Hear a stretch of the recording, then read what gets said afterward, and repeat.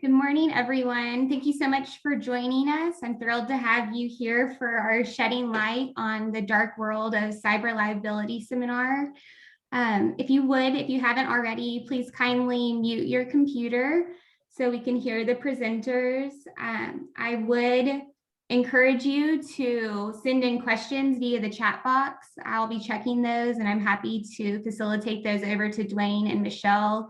And it's great to have questions come in for participation and active discussion. So I'm thrilled to welcome Michelle and Dwayne, and I'm going to pass things off to them for them to share a bit of their backgrounds and their areas of expertise, and go ahead and let them jump into their PowerPoint that they have to share with us this morning.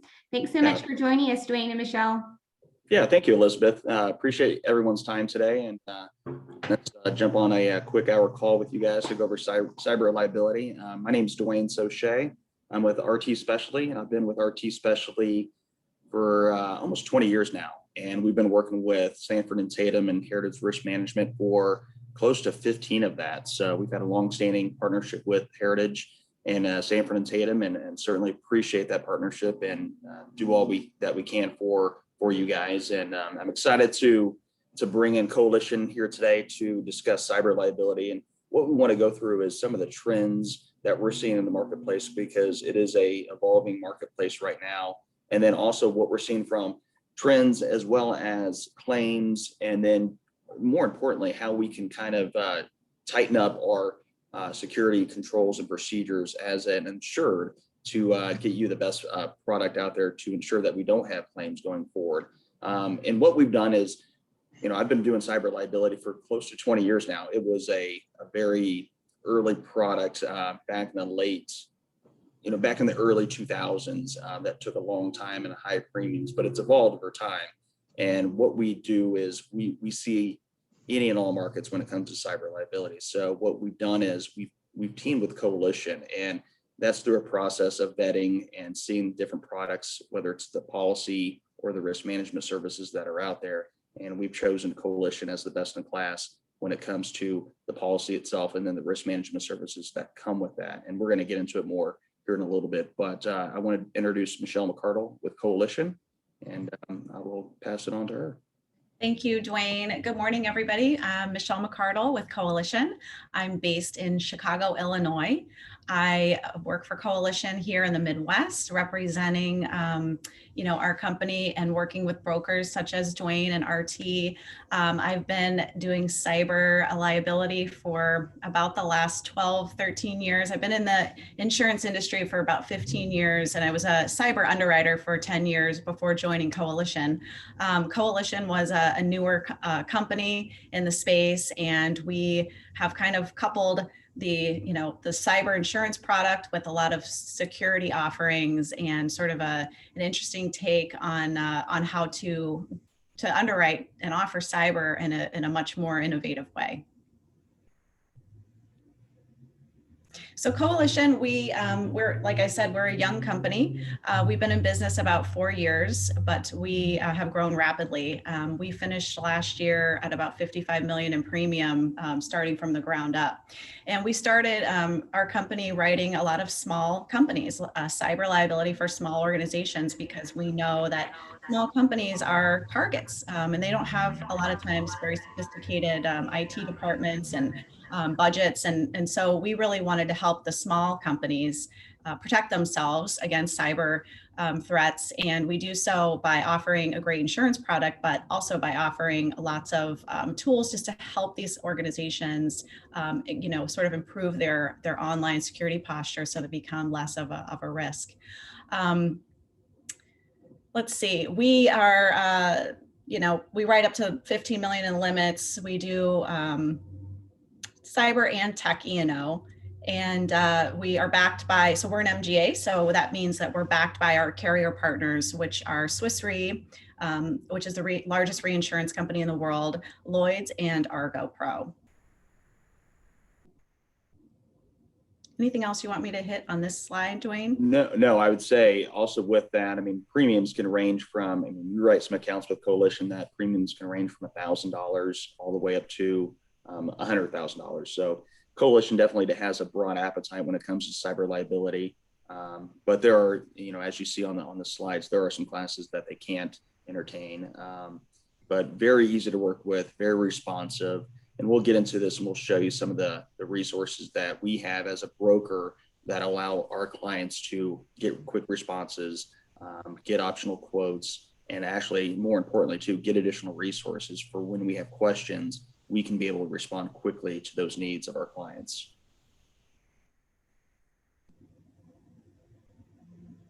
And what we found is working with Coalition is one of the differentiators that we see with working with Coalition is when we send an account in, we can do it in a couple different ways. We can do it in the traditional format in which we complete an application and then we send that to Coalition and receive a quote. But what we've seen over the last, I would say definitely over the last 5 years is, 5 years ago, underwriters were, this sounds bad, but they really weren't underwriting cyber liability. It was, let's act as many accounts as we can at one point in order just to build a book of business. So there wasn't really underwriting involved. It was just a policy grab or a client grab, if you will, where Coalition's taken a different approach. It's actually helped out Coalition over time, and it's very forward thinking. What Coalition does is they actually go through the actual account itself and provide a dashboard for that client through different data points and going through the client and figuring out different public information that they can derive from through their systems in order to actually properly underwrite the account, as opposed to class of business and what their revenues are. So it actually gives a better picture of the client itself in order for them to underwrite and to price the account appropriately. Yeah, that's a great point, Dwayne. And I think this slide is a good just snapshot of, once you become a policyholder of Coalition, you get access as a policyholder to this policyholder dashboard.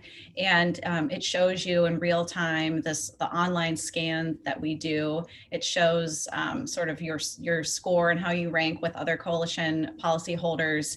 You have access to your policy, obviously, at any time. But in addition to that, you have access to all of the free kind of cybersecurity services that we offer as well. So it's a great resource that we offer to policyholders. I think most insurance companies, you get a copy of your policy, you put it on your desk, it collects dust, and you hope you never have to think about it. But with Coalition, we like to try to offer lots of free services throughout the policy period in addition. So this slide I love to talk about because we at Coalition, and Dwayne mentioned this earlier, instead of using a traditional paper application to underwrite these accounts, we do an online scan.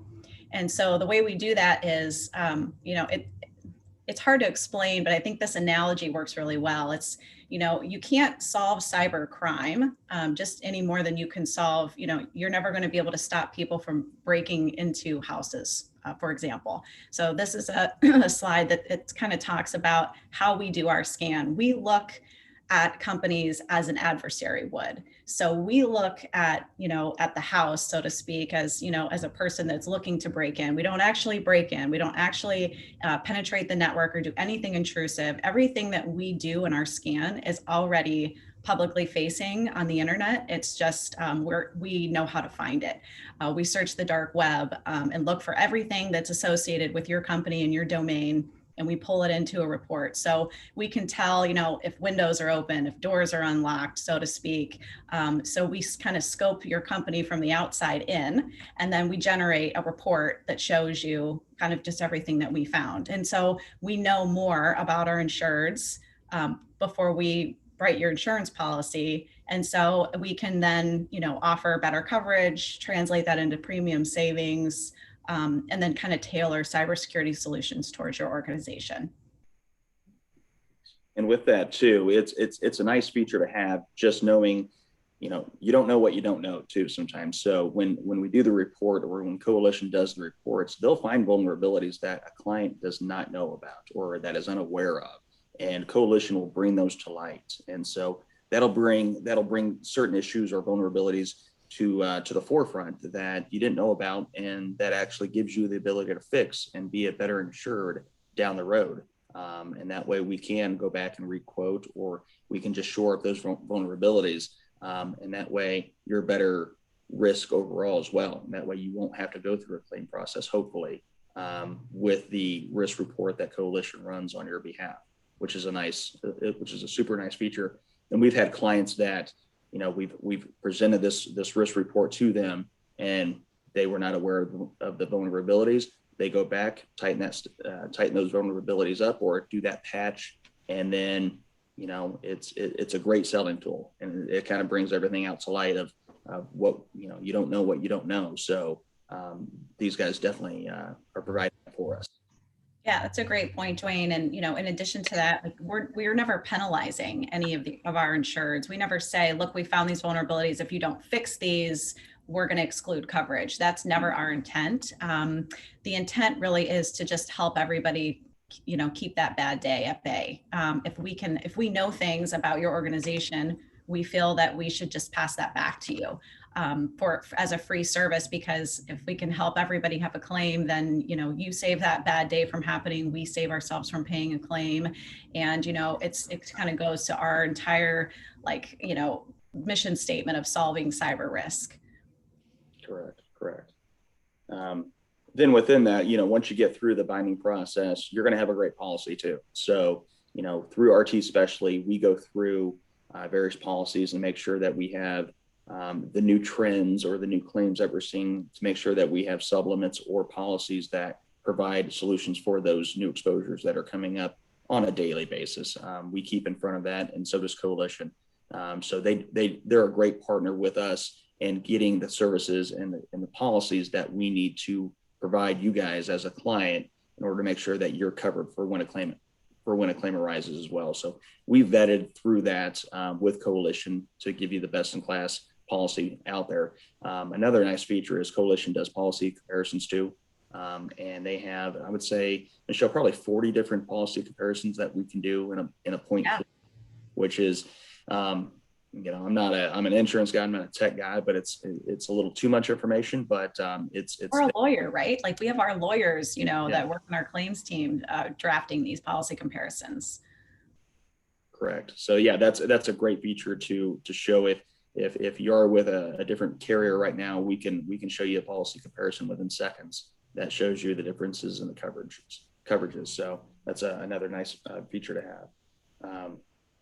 This next slide is going to be the data collection platform that we do show through Coalition when we quote an account. So this just gets some really good information. And Michelle hit on earlier with respects to where you rank within your industry or your peer group, just where you fall in line as a cyber insured with Coalition. So this is definitely good information to have as well.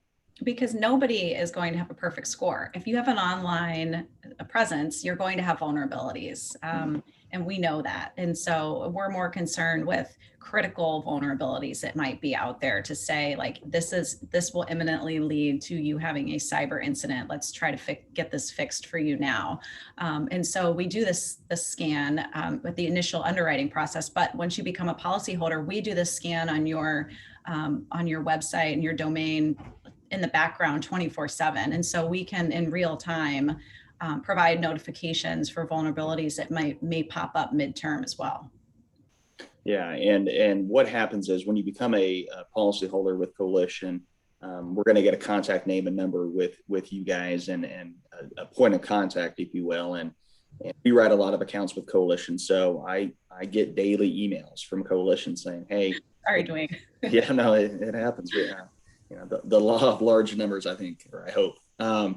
We get daily emails that say, "Hey, ABC company has this vulnerability," and the nice thing about that is Coalition gets specific with where that vulnerability is, and they will also notify you, the client, as well of that vulnerability as well. So I send that information to Sanford and Tatum and Heritage, and that way they can be in contact with you as well to make sure that doesn't fall through the cracks, or that communication doesn't fall through the cracks. That way we're staying ahead of these vulnerabilities, so then a claim doesn't happen. So when we get that notification, it doesn't mean that, hey, you have a claim.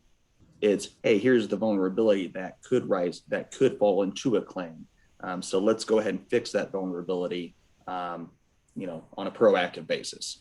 Yeah, exactly, Dwayne. And again, keep in mind, these are not just any vulnerabilities that we find. These are, we're only alerting you to really highly critical items that we feel need immediate attention. And we not only provide the alerts, but we provide solutions as well. We provide information as to what the vulnerability is, how to fix it. And if you need help, we offer our security engineers to help, get on the phone, walk the IT person through how to actually, fix the problem at hand. Yeah, Michelle, I think a good example that we recently was the Microsoft Exchange. I think that was a month ago, probably 2 months ago. Yeah, gosh. You kind of walk through that as a kind of on a macro basis, because that's a good example of what you guys did versus your competitors. When that situation arose, did you say you guys had about 1,000? Yeah, we had 1,050 coalition policyholders with this Microsoft Exchange vulnerability. And, the point to make here is that our competitors, they 100% have insureds on their books that have this vulnerability, but they don't know which ones. They have no way to know which one of their policyholders has the vulnerability. They are just sitting there waiting for claims to come in. That's that's scary, knowing that you are likely going to be on the hook for lots of claims that are going to start rolling in, but you can't do anything about it. Coalition, we feel like we are empowered because we know which one of our policyholders have this vulnerability, because we can scan our entire book for that particular vulnerability. We do immediate outreach to brokers and policyholders with action items. Again, we walk through how to do the patch, for example, that was the Microsoft vulnerability, or how to fix whatever the problem is. And our hope is that, of course, when claims come in, we pay claims. We're backed by Swiss Re, who's the largest reinsurance company in the world and has a great reputation for claims.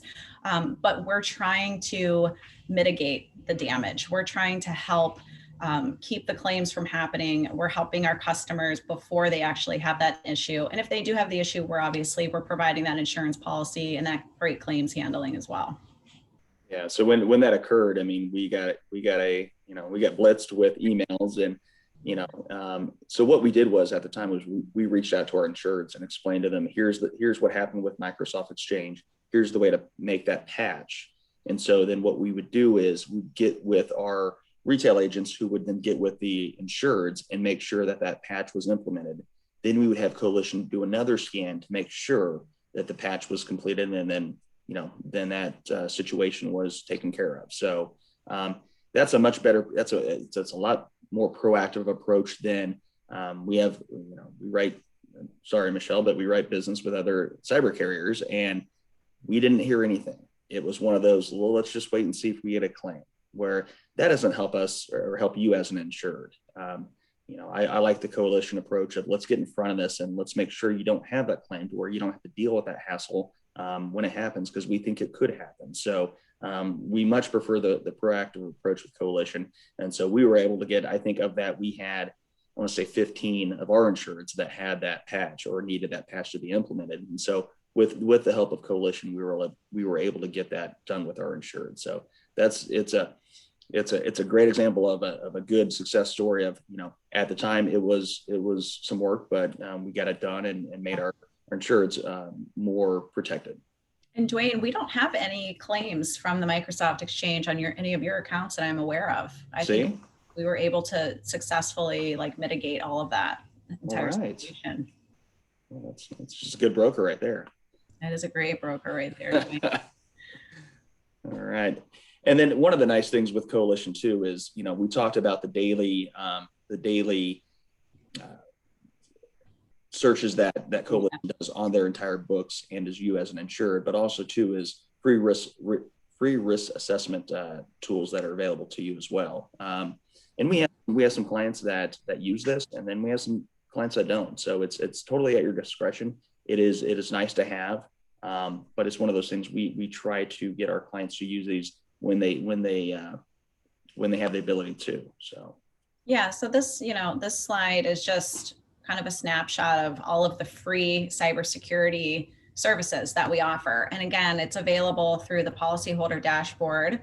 You would just log in with a username and password, and you have access to all of these free services. And so, there we can go through all of these, but some examples would be, just we have a simulated phishing attempt, right? Where you have a free service where you can, send a simulated phishing email out to all of your employees and see if anybody clicks on a link that they shouldn't be clicking on. It's a training and education opportunity for your staff.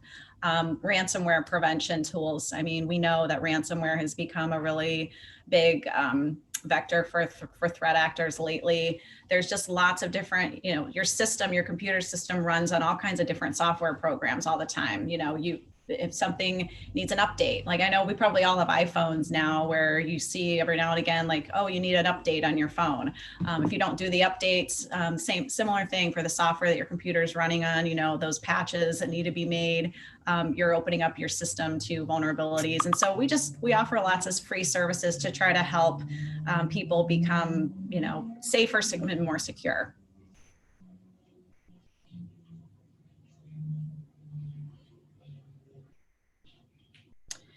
So coalition incident response. Sorry, Dwayne, did you want to jump in here? No, I was going to let you jump in, but then okay. Jump in as well. We have an in-house incident response team, which is separate from our claims handling team. So we have an in-house claims team when claims do occur. Before there's a claim, when we know there is an issue, but before it has turned into a claim, we also have an incident response team that is staffed just by coalition employees. And these are people with really interesting skill sets. They're all people that have, former 3-letter agency jobs, FBI, CIA, NSA. They have these amazing abilities to get kind of involved the first minute. So a lot of times, with cyber claims, quickness is everything. And, I think the insurance industry, we know that sometimes these situations are not quick to be handled. You call your insurance company, you notice the claim, you hear back from maybe a breach coach a couple of days later, then you get forensics, try to figure out what happened. I mean, weeks go by. That does nothing to help stop the bleeding in the immediate term. So, for example, with a fraudulent funds transfer, but this happens with coalition all the time. We get a phone call, hey, I think I just transferred money to the wrong person. I think this was a phishing email. What do I do? Under a normal policy, like you'd have to wait for something to actually turn into a claim and that money is gone. At Coalition, we have an incident response team that can get on the phone with you right then and there to say, okay, give me access to your log. Let's see what happened. Let's see if we can track down this money. Let's see if we can claw back these funds before they're ever actually transferred. There's lots of examples of great work like that we do. And this is all free to the policyholder. And in addition to that, it is outside of the retention, does not erode your policy limit. So your policy remains untouched.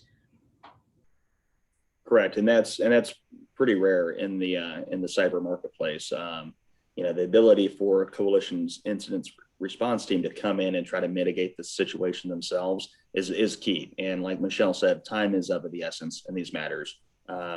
We've seen claims where Coalition's jumped in, and I'm talking like within 5 minutes of getting the call, to where they get on the phone.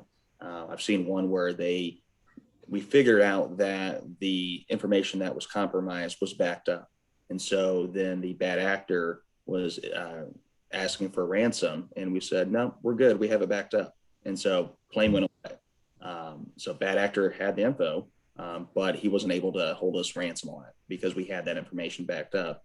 And through Coalition figuring that out within a matter of minutes, that just helped the client's position to stand pat against the bad actor in that situation. So we've seen, I think we had one where I think it was the day after Thanksgiving, we had a call and we were on the phone with legal counsel that day too. So it's the claim service is lightning fast as opposed to some other carriers where it does take a couple of weeks, and where you don't have a couple of weeks when when your systems are down and you can't operate your systems or your business as a result of an attack.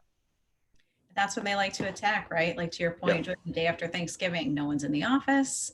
Hey, no one's going to notice that this happened for several days, and so we're going to get away with this. I mean, these threat groups have become very sophisticated with their attacks. Correct. So, and then also too, and we've seen situations where, let's say the claim or the incident is a little advanced and it's something maybe that coalition can't remediate. We've seen coalition, okay, hey, we do need to get legal involved and we do need to get an outside third party involved. And so coalition does that too, because they take the approach of let's do what's best for the client, as opposed to let's just try to make this go away. So it's not to say that coalition tries to do everything themselves. If it makes sense from a legal standpoint and from a client standpoint, they will get a third party involved as well. So.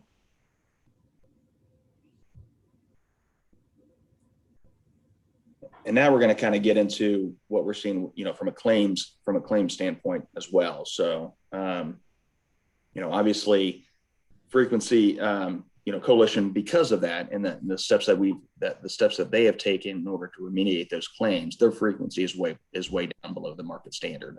And this is a good illustration of what they see, versus the marketplace, in policy year in 2019 and 2020 versus the rest of the marketplace. So, and that is the culmination of being proactive with risk assessment reports and then being proactive with their claims incident response team of getting ahead of those matters versus the rest of the marketplace as well.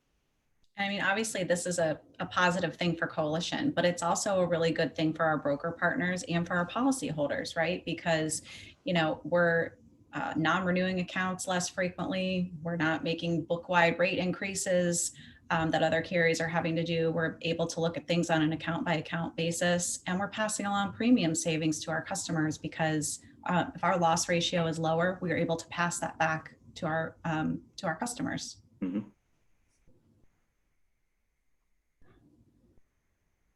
So yeah, it's just our slide about, the feedback loop. So, going back to the original point of how coalition underwrites cyber differently by doing online scans instead of using paper applications. The whole idea here, guys, is that, we have greater visibility into these customers. We know more about them than we would if we just had a paper application with 10 questions.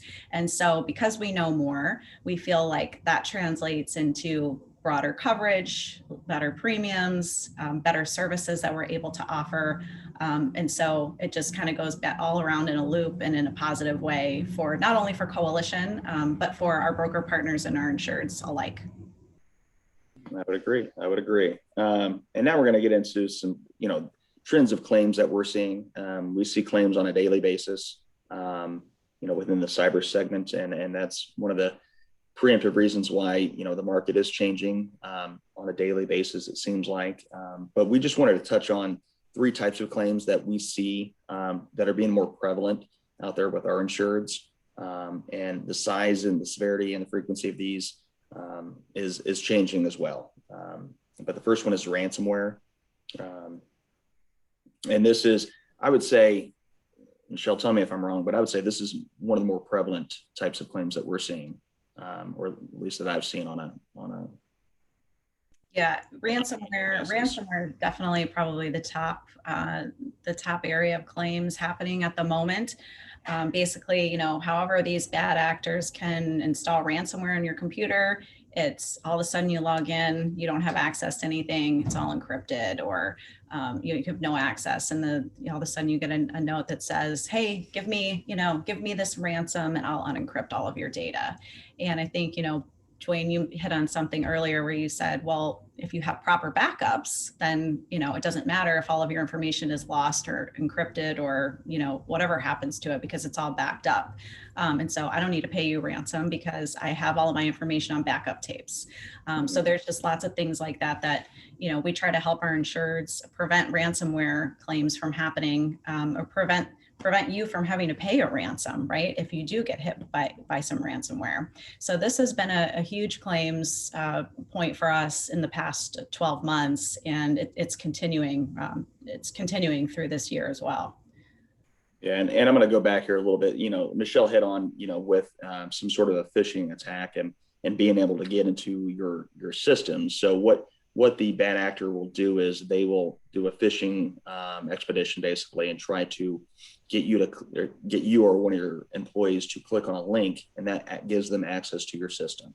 And so then what they will do is they will infiltrate your system and take all your data or anything they can get a hold of, and encrypt that. And when I say encrypt, they will basically put a lock on it. Yeah. So then what they'll do is they'll lock that up, put it away somewhere, and then there'll be a code to unencrypt that data. And so they'll come to you and say, hey, I have your data over here. If you give me, now these guys they're not being aggressive on the amounts, but, I think I have a slide here where, in 2019, Coalition saw the demand at $21,000 here. And then in 2020, it went up to 129. I've seen some reports where in 2021, it's up to about 200,000. So what these guys do is they keep the amount small. They're not going to get up into the millions because they want to hit singles and doubles, because guess what? They're going to get that 129,000, and they're just going to go right on to the next one because it's an easy get for them. So they're going to keep those numbers low in order to just keep racking them up and hitting singles and doubles. And that way they can just accumulate a lot of those over time, as opposed to going for a big amount and then getting on the radar with the NSA or the CIA or the FBI. They'll try to stay below that radar. So that's why you see the demands on a lower basis, but it's more frequent.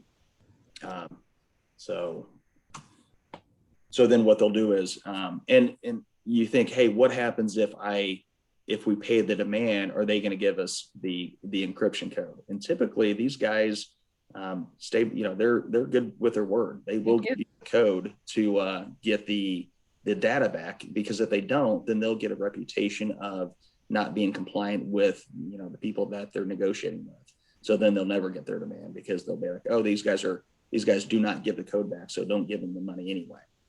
So they actually have some sort of a code where they actually do what they say when it comes to the demand. So we have a woman on our incident response team. Her name's Leanne, and this is what she does for us. She is, it's amazing to me, but she sits here and she negotiates with people on behalf of our policyholders. She negotiates ransom with these bad actors, and so she can tell by the way that they email, the misspellings and things, and the way that they speak. If it's on the phone, she can tell whether they're in Russia or whether they're in whatever country, and she can sort of authenticate which threat group these people are from, and she knows what their reputation is, whether they negotiate well, whether or not they'll negotiate and come down on their ransom demands. I mean,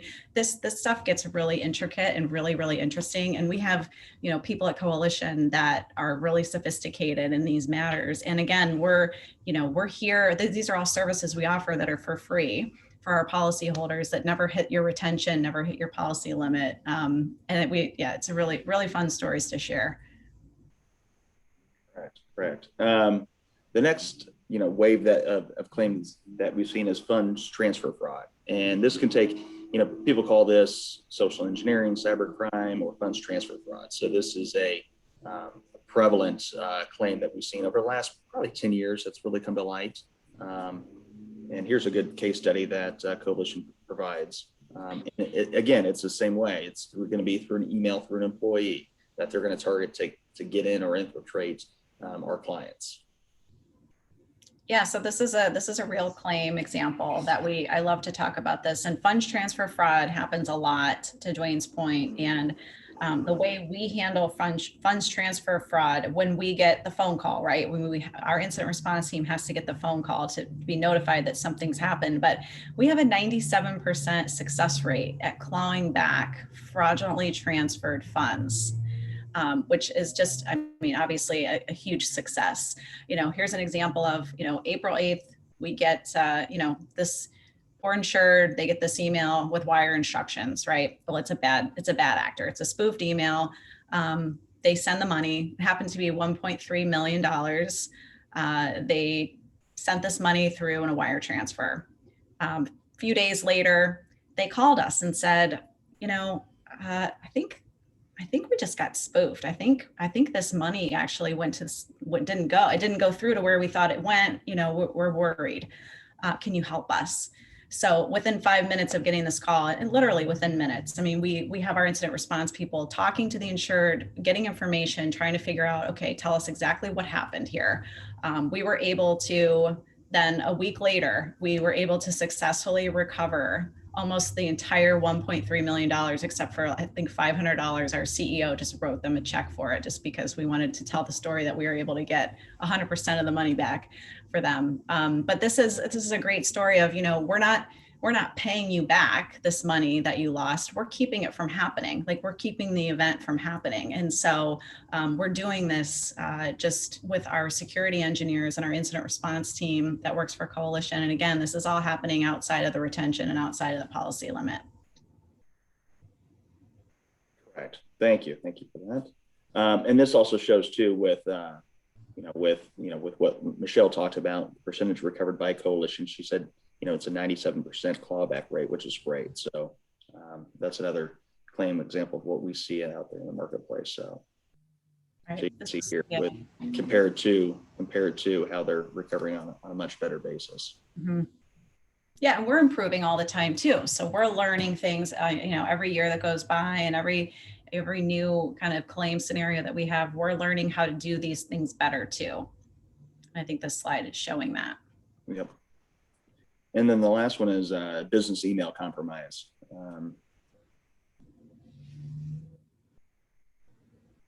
Yeah, so business email compromise claims. This one we get a lot too. This isn't anything new. This is something that similar to like the social engineering kind of claim, funds transfer fraud claims has been around for a long time. But this is a good example of, like, a lot of us use the same email username and password, right, to log into different third-party websites too. So I might have my Coalition, email address, my username and password that I use to log into Coalition, but just because I like to only remember one password, I might use that for Facebook, or I might use it for, Shutterfly to buy some Christmas cards or whatever it may be. And so maybe one of those third-party sites has a breach, okay, and your email address has been compromised through no fault of the insured's, but because I used my, Coalition email address to log into a third-party site that got breached, now my corporate email address has been compromised. That happens a lot. It happens all the time. And it's one of the biggest kind of vectors for claims. So we just try to tell people, it's very simple, kind of, change your passwords frequently, right? Don't use the same ones for every site that you log into. This one's, again, it's nothing new, but it still surprisingly is one of the largest areas of claims that we see. Yeah, and I would say this is, when we receive notifications from Coalition, I would say 75% of the time it's with an business email that's been compromised. Mm-hmm. Is typically what happens. So, but that's just like Michelle said, it's tightening up those passwords and what you have out there on the internet with respects to your business email. So but those are good claims examples of what we're seeing out there in the marketplace right now. And then kind of shifting back to with Coalition, I would say one of the good things of what we're seeing within Coalition is when we do have a policy in place, we get daily requests or questions from our insureds about, hey, we don't have multi-factor in place, or hey, we don't have remote desktop protocols in place. How do we do that, or what do we need to do in order to get that? And I would say Coalition's a great resource for that information. And Sanford Tatum is set up with Coalition too, so they have access to this information, or I'd be happy to quarterback that information to insureds or clients or prospective clients that show some of the additional services that Coalition provides.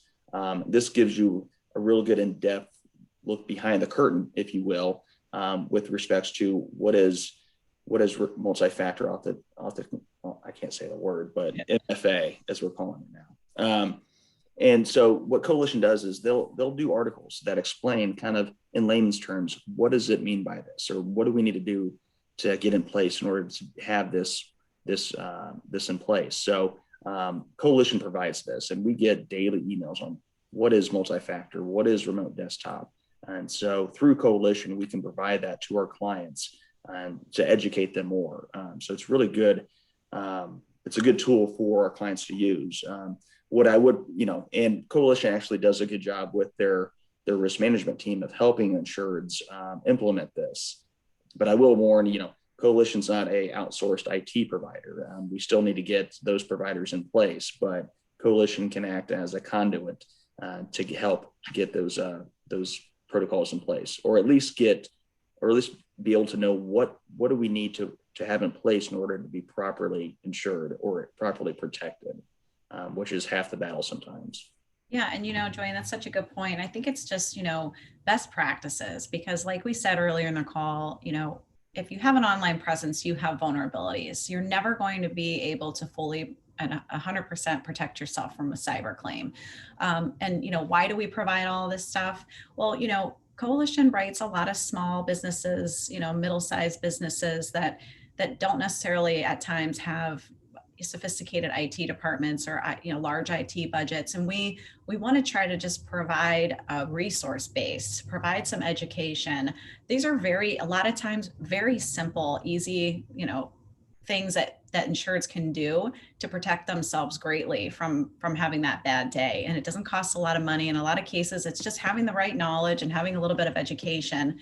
And so that's really why we like to provide these resources online. We do lots of webinars that are open to the public, to anybody who wants to attend. And we post all of the webinars out here on this dashboard. And if you're not able to attend, or if you ever want to refer back to it, I think there's a lot of lingo and a lot of different wording for things in the cyberspace right now. And so this is just a great, again, just a resource page and good education if you just want to learn about something, a specific topic.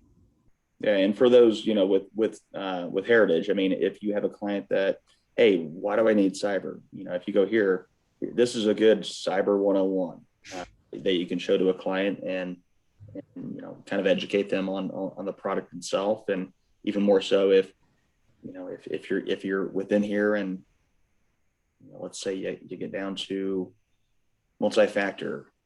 Well, what about remote desktop protocol?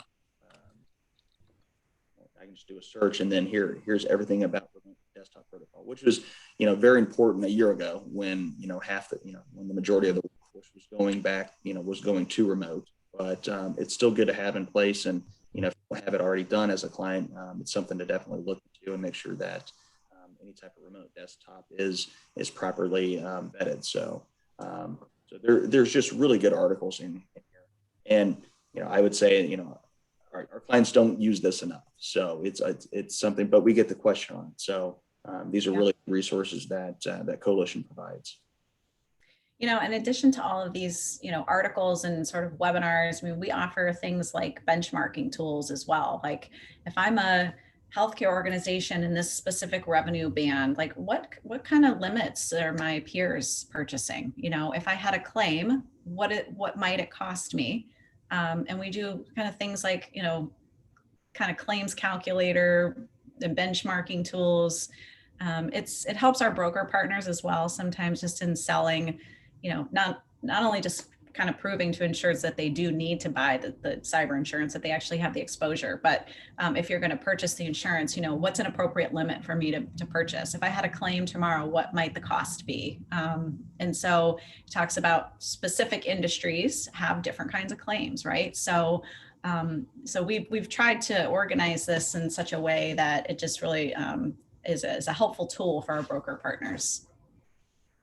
Yeah, and I think tying everything back together too, we do business, or we've seen a lot of different cyber markets come in and out, and Coalition is definitely different because of the proactive approach that they take with respects to the underwriting process or the pre-underwriting process of getting information about their clients, and then actually providing a superior product.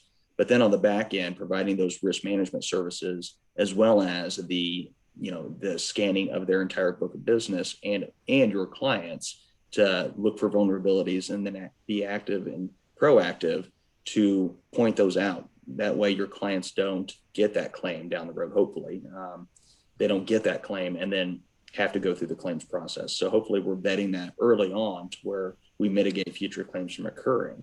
The entire package, if you will, from pre-underwriting, the policy form itself, the services while you're an insured, and then the risk management services when needed. They have everything. And so that's why we partnered with them, with Heritage Risk Management and with Sanford and Tatum to provide that to your insureds.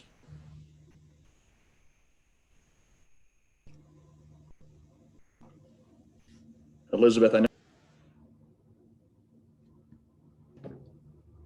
Sorry, I think I just muted you, Dwayne. Yeah, I lost audio there. Okay, There good. we go. Oh, okay. I know we've been talking. I know we've been talking for 45 minutes, so I don't know. No, if y'all have done great. Or... We so appreciate your expertise and all of your knowledge. And I do want to remind everyone that is on this call, if you don't currently have a cyber policy in place, and if you're interested in learning more about that, please do reach out to your advisor, or you can reach out directly to myself and I can put you in contact with your advisor for them to share additional information regarding getting a cyber policy in place for your organization.